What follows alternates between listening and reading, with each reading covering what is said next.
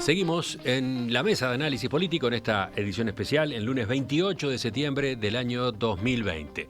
Estamos con Fernanda Boidi, Federico Irazábal, Daniel Chaschetti, Adolfo Garcé. Sumamos otra voz más ahora, ¿no, Romina? Sumamos la de Ernesto Nieto, politólogo, fundador y consultor externo de la consultora Ágora, la primera consultora especializada en investigación social aplicada del interior del país. Sí, vamos a otro enfoque a propósito de las elecciones de ayer. Miremos una lista, ¿les parece bien? Hagamos un repaso de nombres. En los 15 departamentos donde ganó el Partido Nacional, los jefes comunales serán: Enrique Antía en Maldonado, Carlos Moreira en Colonia, Ana Bentaberri en San José, Alejo Umpierres en Rocha, Omar Lafluf en Río Negro, Nicolás Olivera en Paysandú, Pablo Caram en Artigas, Guillermo Besosi en Soriano, Fernando Echeverría en Flores, Guillermo López en Florida, Carmelo Vidalín en Durazno, Wilson Esquerra en Tacuarembó, José Yurramendi en Cerro Largo, Mario García en La Valleja. Y en 33 no está definido porque si bien Ramón da Silva ganó en el escrutinio primario, la diferencia con su correligionario, también del Partido Nacional, obviamente Mario Silvera, es de apenas 10 votos, una cifra inferior a la cantidad de sufragios observados, que son 30 en realidad en el departamento y que todavía no fueron escrutados. Los próximos intendentes del Frente Amplio serán Carolina Cose en Montevideo, Yamandú Orsi en Canelones y Andrés Lima en Salto. Richard Sander será el intendente de Rivera, único departamento donde ganó el Partido Colorado, consolidando un dominio que se mantiene desde 1995, es decir, por quinto periodo consecutivo. Hablemos entonces del interior. Hablemos ahora de lo que dejó esta elección departamental y municipal en los 18 departamentos que no son Montevideo, aunque ahí me imagino ya vamos a empezar con la disquisición sobre dónde colocamos a Canelones, ¿no? Si entra en este capítulo, se debe haber ido en el anterior. Por eso, bueno, estamos también con Ernesto Nieto. ¿Quién arranca? ¿Fernanda? ¿Vamos con tus consideraciones por este lado? Bueno, vamos con Canelones entonces. Dale. Que es mi departamento, además. Bueno, ganó Orsi, ninguna sorpresa, fue de los primeros discursos que escuchamos, era de los candidatos que tenían un solo discurso armado, porque había solo discurso posible de victoria.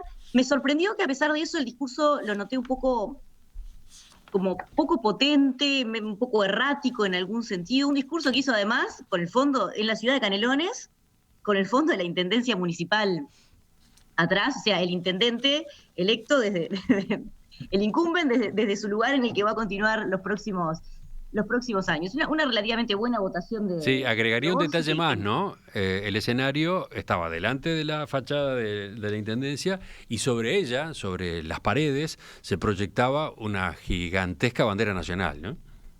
Sí.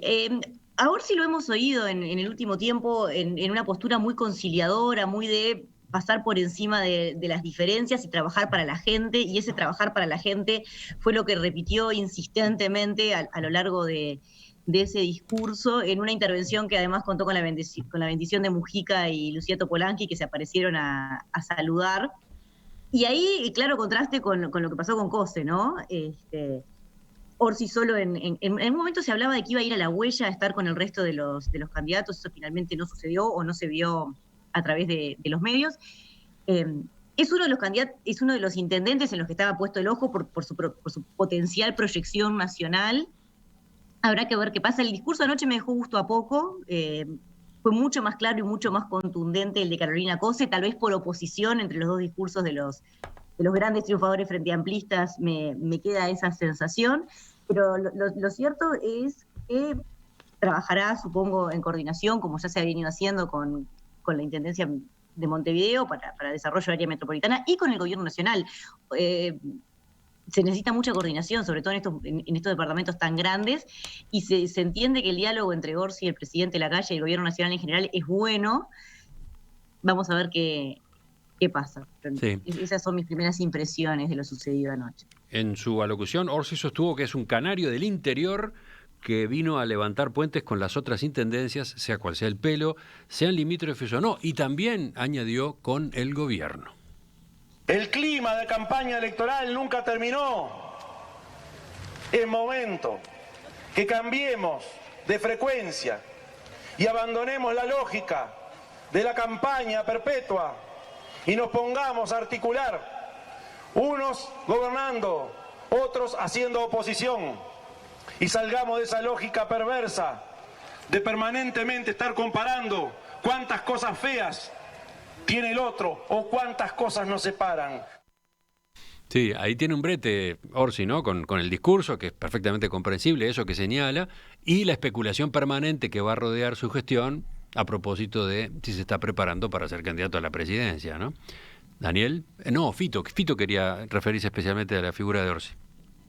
No hay ninguna especulación, Emiliano. Para mí no hay ninguna especulación, no hay ninguna duda de cuál es el objetivo de Orsi. Orsi 2024, precandidato a la presidencia por el Frente Amplio, ¿no? Obviamente con el apoyo del NPP. Esto forma parte, me parece, de un largo plan del NPP, ¿no? Largamente pensado. Creo que lo que le salió mal a Orsi es que perdió Villar en Montevideo y que por lo tanto, si Villar hubiera sido electo candidato a la intendencia, hubiera tenido un potencial rival menos.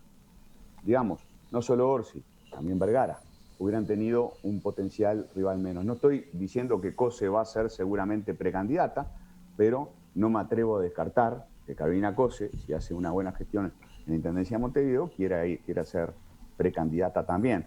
Así que bueno, nada, Orsi, a ver, lo voy a decir de esta manera, creo que uno de los temas que vamos a estar siguiendo todo este tiempo en los próximos 4 años son los movimientos de Orsi.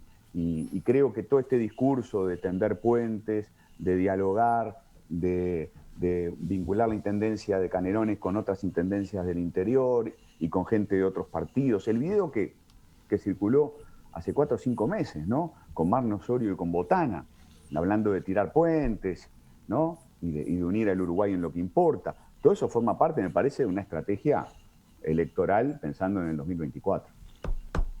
Una acotación, estuvo Mujica, estuvo Lucia Topolansky, jugaron un papel en el acto de ayer, también estuvo Marcos Carámbula, ¿no? Orsi se preocupó por que estuviera junto a él su mentor, el primer frente amplista que asumió la intendencia de Canelones por 2 periodos, con quien él trabajó, con quien se formó como secretario general y después continuó en el gobierno, ¿no?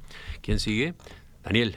Desde Tomás Berretas que Canelones no da un líder como Orsi, me parece, ¿no? He revisado los liderazgos de Canelones, ha tenido liderazgos potentes, influyentes, como el senador Santoro y muchos otros, pero me parece que el potencial de Orsi está por verse todavía. Me parece que va a dar el salto en el 2024, va a intentarlo. Él va a heredar, me imagino, el mujiquismo. Y bueno, creo que todos sus pasos están movidos en esa dirección. Creo que va a tener que ser muy cuidadoso. Lo de la bandera de Uruguay ayer, a mí me chocó un poco, ¿no? Me pareció como exagerado, pero bueno, me parece que fue enviar una señal a la interna del Frente Amplio y al conjunto del sistema político, ¿no? Marcando bien en claro hacia dónde se mueve Orsi y bueno, esta elección oficia como trampolín para eso. Números que Daniel, una puntualización, ¿sí? Perdón, a lo que vos decís. Si bien su tradición familiar es del país entero y nace en Montevideo, el presidente Lagalle se construye políticamente desde Canelones. O sea, no podemos decir que es canario. ¿Ah? Exacto, o sea, Luis Lacalle Pou siempre ha dicho que bueno, que por adopción Canelones es su escuela política, pero él intentó ser intendente de Canelones y perdió, y en realidad su carrera política se catapultó desde el Parlamento, ¿no? Es distinto. Cuando yo hablo de Tomás Berreta, que para mí es como el ideal de construcción desde Canelones, estoy hablando de una figura que, bueno, que fue intendente, fue diputado, luego fue senador, ministro y finalmente presidente, ya cuando está muy veterano y enfermo, pero me parece que Orsi es lo que más se aproxima. Bueno, y de hace tiempo que no tenemos un líder del interior. Está bien que Canelones es área metro, pero pensando, Larrañaga fue que llegó a ser candidato presidencial, ¿no? desde Larrañaga que no tenemos un líder así que venga del interior y que genere tanta expectativa. Ya que están en eso, perdón, Fede, pero claro, el tema del interior es uno de los grandes desafíos del Frente Amplio. Hace un rato lo decía el propio Andrade en una entrevista que le hacía Emiliano. Federico. Micrófono. El interior fue el factor de crecimiento del frente y hoy parece ser el talón de Aquiles del frente, ¿no? El tema. Creo que con lo de Orsi, bueno, obviamente el resultado era absolutamente esperado y va a tener ahora, durante estos 5 años, todos los focos, todos los reflectores apuntando a él como la figura, ¿no? Ya desde esta elección anterior viene siendo manejado como candidato para 2024. Pero ojo con eso, porque a veces manejar nombres con tanta anticipación los expone, por supuesto, a una sobredimensión de su imagen y de su popularidad, los puede llevar a cometer errores importantes y tiene, obviamente, ahora un par de competidores inesperados en el escenario. Si uno empieza ahora a tirar nombres, bueno, aparece Villar como el más novel de todos estos competidores, pero sin duda esta reconversión de Carolina Cose la vuelve a poner en carrera, están otras figuras que empiezan a tener una proyección importante y habrá que ver en estos 5 años donde el Frente parece haber sufrido una retracción importante en algunos departamentos, si no proyecta algún tipo de liderazgo. Respecto de Canelones, había una competencia también interesante por algunos municipios. El Frente quería recuperar algunos municipios, que obviamente capaz que en términos cuantitativos no son muy importantes, pero por lo que estaba mirando, el municipio de Los Cerrillos, el municipio de Aguas Corrientes, por ejemplo, que eran bastiones del Partido Nacional, los gana el Frente Amplio en este caso, seguramente muy, muy a caballo de lo que ha sido la popularidad y el crecimiento de la figura de Orsi. Bueno, ¿se puede decir algo? Sí, claro. Adelante. Disculpen que yo llegué más tarde, pero los 500 kilómetros a veces hacen cosas. Ernesto, contigo queremos hablar particularmente de otros departamentos y sobre todo del litoral, pero sobre Canelones, ¿podías agregar algo en particular? Yo, en realidad, lo que iba a decir sobre Canelones era un apunte nada más que para que vean lo difícil que es trasladar un liderazgo y un éxito electoral canario al escenario nacional. Acuérdense que Carámbula, cuando fue electo intendente, tuvo más del 60% de los votos. Y sin embargo, después, cuando intentó llegar al escenario nacional, no le fue demasiado bien. Nuestra matriz institucional tan fuertemente centralista hace que los liderazgos del interior realmente tengan que ser poco menos que extraordinarios para sobresalir a nivel nacional. E incluso la propia figura de Larrañaga, que ustedes la mencionaban, que llegó a ser un líder importante, a competir por la presidencia, sin embargo nunca llegó. Entonces, bueno, si nos comparamos con la Argentina, donde prácticamente todos los presidentes, buena parte de los presidentes durante el siglo XX y desde la salida de la dictadura, prácticamente todos son provincianos, no son bonaerenses ni de la capital federal, uno puede encontrar allí algunos cortes, ¿no? Nuestra matriz, nuestro diseño institucional que pone las instituciones principales, las pone en Montevideo, bueno, yo creo que tiene que ver con ese fenómeno que, aunque estés cerquita y culturalmente seas parecido, el ser canario no te asegura un protagonismo nacional. Ya vamos a seguir en este análisis de los resultados que dejan las elecciones de ayer en el interior. Más allá de Canelones incluso, pero antes de eso, una puntualización. Nos hemos referido en más de una ocasión a la bandera nacional que se proyectaba ayer sobre la fachada de la Intendencia de Canelones, mientras hacía uso de la palabra Yamandu Orsi en su discurso celebrando el triunfo. Era la bandera nacional, entre comillas, no era la bandera uruguaya actual. Es la primera bandera nacional, digamos. Esto nos lo hacen notar oyentes de Canelones. Es la bandera diseñada en el año 1828. Nuestro gobernador provisorio de ese entonces, Joaquín Suárez, propuso la creación por primera vez de un pabellón. Se resolvió el diseño compuesto por un sol sobre el ángulo superior del lado del asta, 9 franjas horizontales azul celestes alternadas sobre un campo blanco cada una de las franjas representaba a los departamentos entonces existentes. En 1830 se cambió aquel primer diseño por el actual y desde entonces tenemos la bandera que todos conocemos. Canelones ha adoptado esa bandera de algún modo como propia, como simbólica del departamento. Novedades de esta mañana, ¿qué podemos agregar, Romina?